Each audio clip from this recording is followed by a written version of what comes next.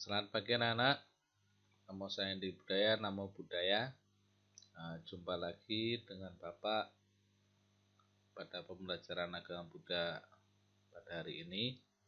Anak-anak Bapak sekalian, untuk hari ini kita akan membahas tentang 4 kebenaran mulia.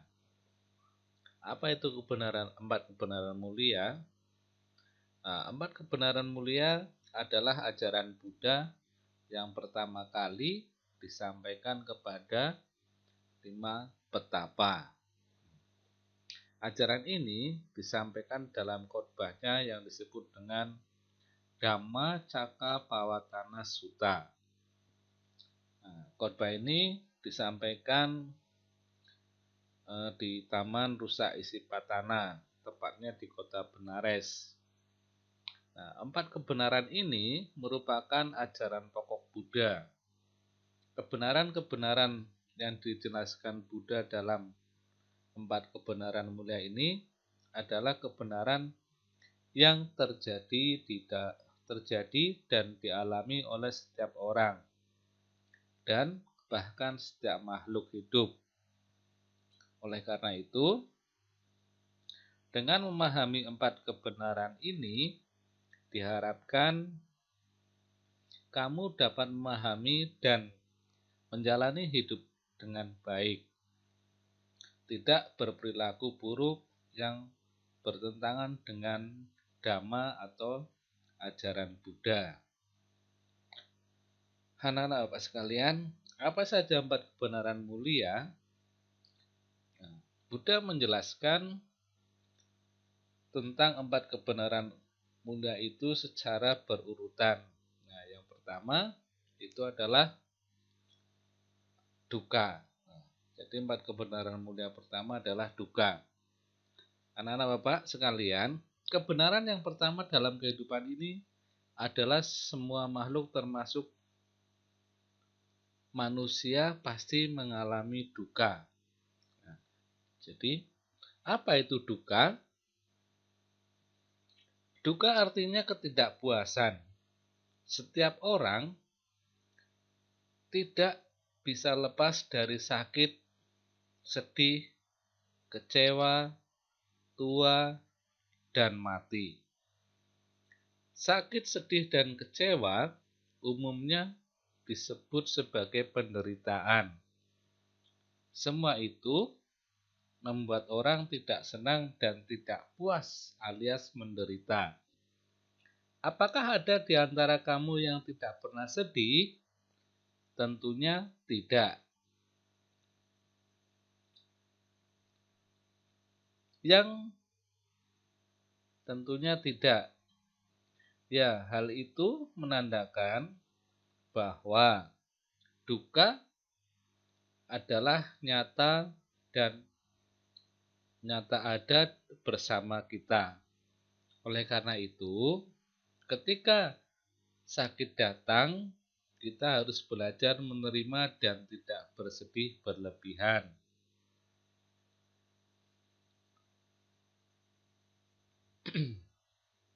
Terdapat banyak jenis dukkha yang dialami manusia. Namun, secara umum dukkha dikelompokkan menjadi 2, yaitu dukkha fisik dan dukkha batin. Dukkha fisik misalnya sakit gigi, sakit kulit, luka, kesleo, terkilir, sakit perut, dan penyakit lainnya. Sedangkan dukkha batin itu misalnya kecewa, merasa kesal, merasa kesepian, minder, tidak percaya diri, sedih, dan masih banyak yang lainnya. Itulah anak-anak apa yang dimaksud dengan dukkha. Yang kedua itu adalah sebab dukkha. Kebenaran kedua dalam hidup ini adalah penyebab dukkha. Tidak ada satupun yang terjadi tanpa sebab. Demikian juga penderitaan. Contoh-contoh penderitaan yang dijelaskan pada penjelasan tadi dapat diketahui sebabnya. Apakah kamu bisa menemukan penyebabnya? Ya, misalnya sakit gigi karena giginya berlubang, gigi bolong atau berlubang karena malas gosok gigi. Nah, sakit kulit bisa karena malas mandi atau mandinya tidak bersih, dan seterusnya. Lalu, bagaimana halnya duka batin? Apakah dapat ditemukan sebabnya? Tentu bisa. Untuk itu, simak cerita singkat berikut ini.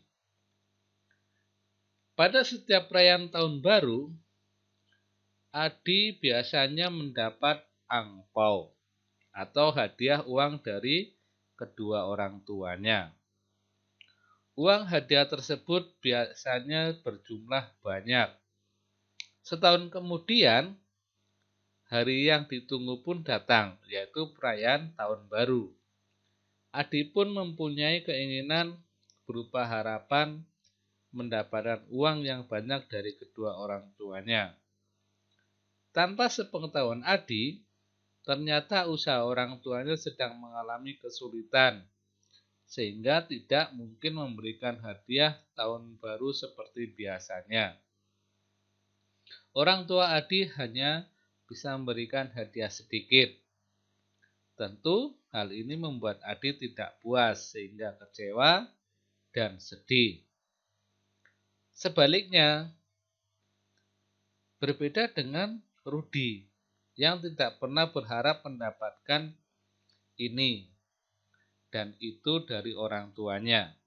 Sehingga Rudi pun tidak pernah merasa kecewa dan sedih ketika orang tuanya tidak mampu memberikan hadiah yang besar. Berdasarkan cerita di atas, sesungguhnya Adi sedih dan kecewa bukan karena besar kecilnya hadiah uang, tetapi karena Adi mempunyai keinginan mendapatkan hadiah yang besar dan keinginan itu tidak terpenuhi. Sama dengan misalnya kamu punya mainan, ya, karena minta tidak dibelikan oleh orang tua, akhirnya kamu pun menjadi kecewa atau sedih. Jika cerita itu seperti itu, jadi janganlah berharap dari keinginan yang belum tentu terpenuhi. Kembali ke cerita Adi. Nah, jika Adi tidak berharap dan ayahnya hanya mampu memberikan hadiah yang kecil, Adi tidak akan sedih dan kecewa. Ya. Nah, itulah sebab duka atau 4 kebenaran mulia yang kedua. Nah, 4 kebenaran berikutnya atau 4 kebenaran mulia yang ketiga yaitu berakhirnya duka. Kebenaran ketiga dalam hidup ini adalah adanya kebahagiaan. Kebahagiaan terjadi ketika duka berakhir. Berakhirnya duka terjadi ketika munculnya kebahagiaan. Buddha mengajarkan bahwa setiap orang bisa bahagia. Apakah kamu juga ingin hidup bahagia? Ya, tentu. Kita semua ingin hidup yang bahagia. Akan tetapi, apakah bahagia itu? Nah, secara umum, orang merasa bahagia ketika keinginannya terpenuhi. Terpenuhinya keinginan memang menyenangkan. Misalnya, merayakan ulang tahun bersama orang yang dicintai. Tetapi, hati-hati, karena jika keinginannya berlebihan, akan menyebabkan penderitaan. Nah, anak-anak Bapak sekalian, berakhirnya duka apabila tercapai nibbana. Nah, kebahagiaan tertinggi dalam agama Buddha dinamakan nibbana. Oleh karena itu, Nibbana menjadi tujuan akhir umat Buddha. Sebelum meraih kebahagiaan tertinggi, kita juga bisa meraih kebahagiaan yang lain. Nah, dalam kitab suci Anguttara Nikaya, Buddha menjelaskan ada 4 kebahagiaan yang bisa diraih, yaitu bahagia karena memiliki kekayaan, bisa menikmati kekayaannya, tidak memiliki hutang, dan memiliki perilaku yang baik. Nah, itulah berakhirnya dukkha atau 4 kebenaran mulia yang ketiga. Nah, sedangkan anak-anak Bapak sekalian, untuk kebenaran mulia yang keempat, yaitu cara mengakhiri dukkha dan meraih kebahagiaan.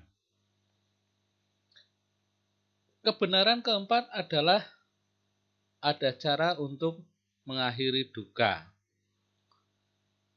Cara untuk mengakhiri dukkha dan meraih kebahagiaan atau nibbana ada 3 langkah. Yang pertama, harus berperilaku baik atau sila. Yang kedua, harus rajin bermeditasi atau samadhi. Dan yang ketiga, harus belajar bijaksana. Nah, jadi 3 langkah untuk mencapai nibbana itu disebut dengan sila, samadhi, dan panya.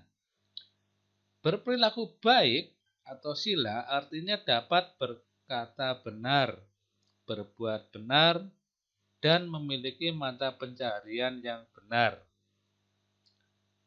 Bermeditasi atau samadhi artinya selalu sadar dan fokus pada kebaikan yang dilakukan. Sedangkan bijaksana atau panya artinya dapat membedakan baik dan buruk, benar dan salah, tidak tergoda oleh hal-hal yang tidak benar. Berperilaku yang baik sesungguhnya adalah sumber kebahagiaan yang paling penting. Berperilaku yang baik memungkinkan 3 jenis kebahagiaan lainnya dapat tercapai.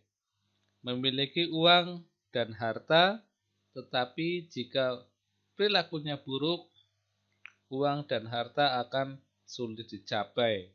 Oleh karena itu, bekerja dimanapun dibutuhkan orang-orang yang baik yang bisa dipercaya.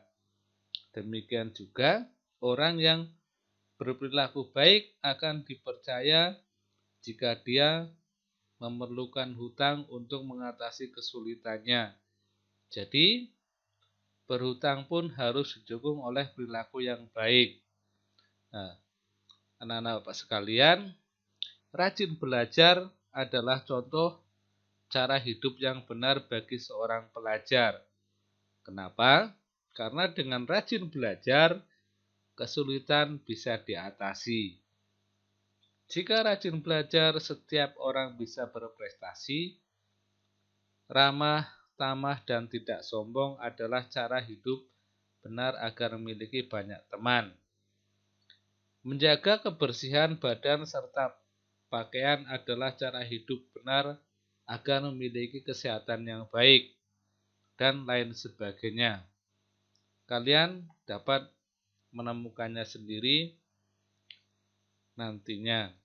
Nah, itulah anak-anak Bapak sekalian, 4 kebenaran mulia yang keempat, yaitu cara mengakhiri dukkha dan meraih kebahagiaan. Anak-anak Bapak sekalian, Bapak rasa demikian untuk pelajaran hari ini. Kita sambung lagi nanti di kesempatan yang akan datang. Bapak Iri, selamat pagi. Namo Sayang Adi Budaya, Namo Buddhaya.